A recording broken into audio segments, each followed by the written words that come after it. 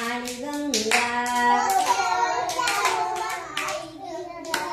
डोक्यावर चांदोबा आणि गंगा,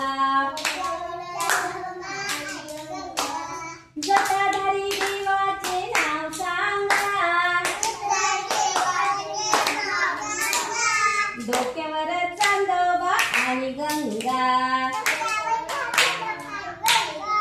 हातात कमंडलू दिसते छान, नागोबाच्या पाण्याने झाकली मान, डोक्यावर चांदोबा आणि गंगा, जटाधारी देवाचे नाव सांगा,